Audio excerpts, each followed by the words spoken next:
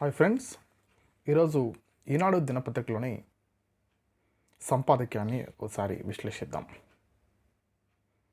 Heading ఏంటంటే మానవాళికి మహాశత్రువు.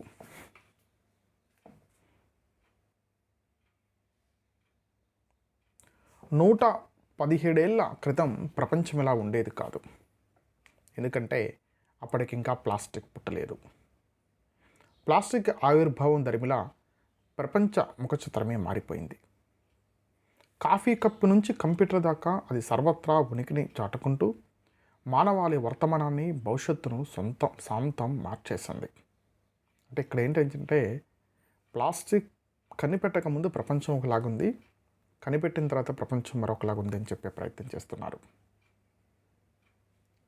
సముద్రాల నుంచి మహోన్నత పర్వత శ్రేణుల వరకు అంతటా ప్లాస్టిక్ పూతం జడలు విరబూసుకుంటుంది. గాలిలో, నీటిలో, భూమి మీద పెద్ద ఎత్తున పేరుకుపోతున్న ప్లాస్టిక్ వ్యర్థాలు జీవకోటికి పెను సవాళ్లు రుపుతున్నాయి. విశ్వవ్యాప్తంగా తయారవుతున్నటువంటి ప్లాస్టిక్ ఉత్పత్తిలో సగానికి పైగా ఒకసారి వాడి పారేసేవే. దేశాల్లో నిమిషానికి 10 లక్షలకు పైగా ప్లాస్టిక్ సీసాలు అమ్ముడవుతున్నాయంటే ఎంత వేగంగా వ్యర్థాలు గుట్టలుగా పెరిగిపోతున్నాయో వేరే చెప్పాలా? మరింత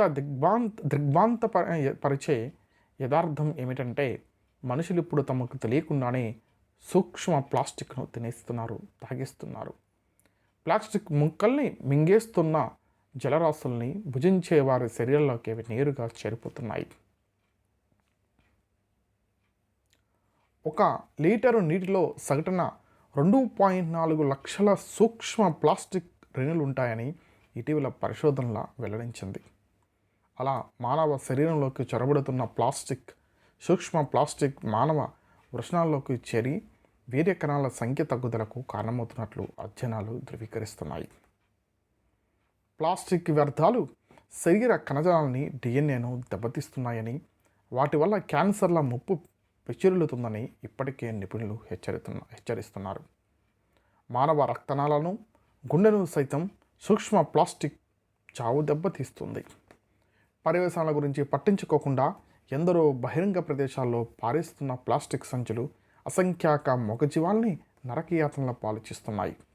చనిపోతున్న ఆవులు, గేదెల పొట్టలో 30-40 కిలోల దాకా ప్లాస్టిక్ వ్యర్థాలు బయటపడుతున్నాయి. ఒక్క 2004 సంవత్సరంలోనే విశ్వవ్యాప్తంగా 22 కోట్ల టన్నుల ప్లాస్టిక్ వ్యర్థాలు పోగుపడుతున్నాయని ఎర్త్ యాక్షన్ సంస్థ మదింపు వేసింది. ప్లాస్టిక్ కాలుష్యంలో 60% పుణ్యం కట్టుకుంటున్న 12 దేశాల్లో భారత్ ఒకటి.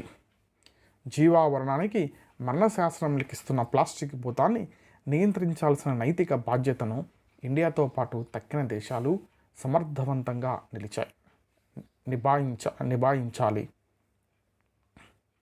మానవాళి నిత్య జీవితంలో ప్లాస్టిక్ ఇప్పుడు విడదీయలేని అంతర్భాగం. అంతకు మించి వదిలించలేకపోతున్నటువంటి ప్రబల శత్రువు. ప్లాస్టిక్ కాలుష్యాన్ని అరికట్టడం ఎలాగన్న అంశం ఇటీవల 175 దేశాల కెనడా సదస్సులోనూ చెప్పుకోదగ్గ పురోగతి సాధించలేకపోయింది. ఏకగ్రీవ తీర్మానాలు కుదిరి ఉమ్మడి కార్యాచరణ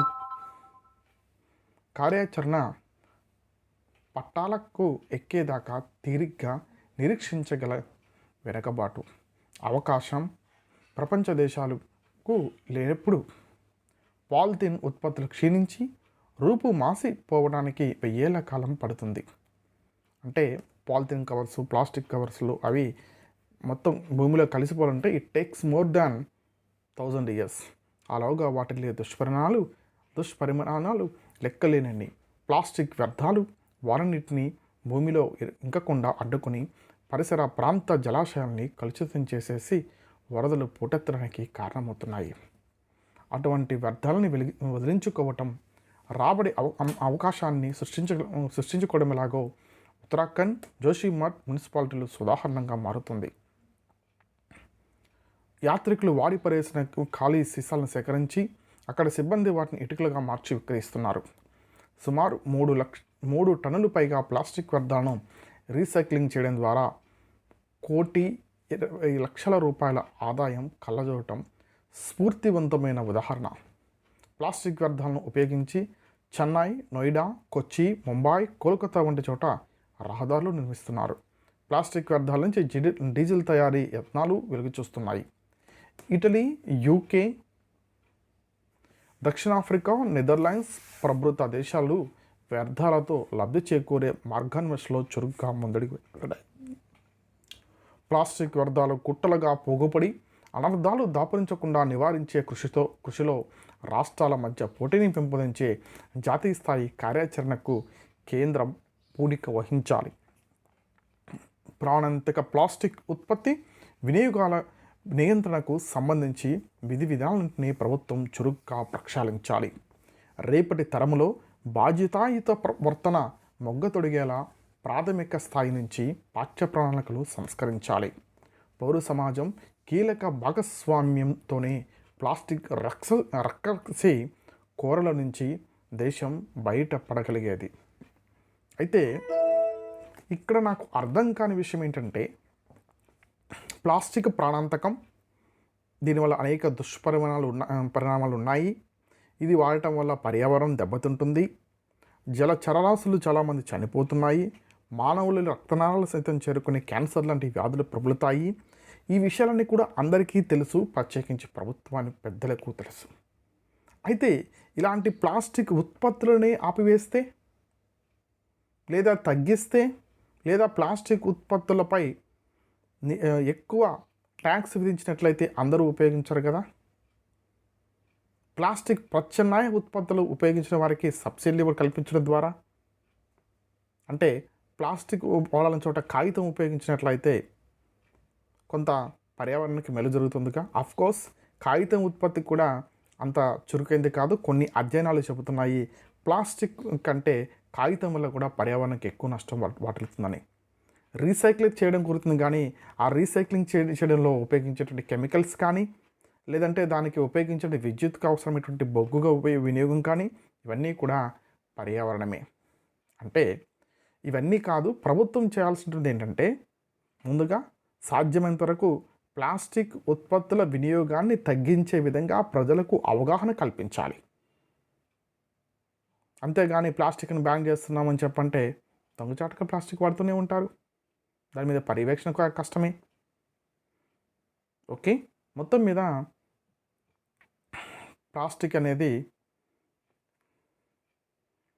అత్యంత ప్రమాదకరమైనది. దీనిని నివారించవలసినటువంటి అవసరం ఎంతైనా ఉంది.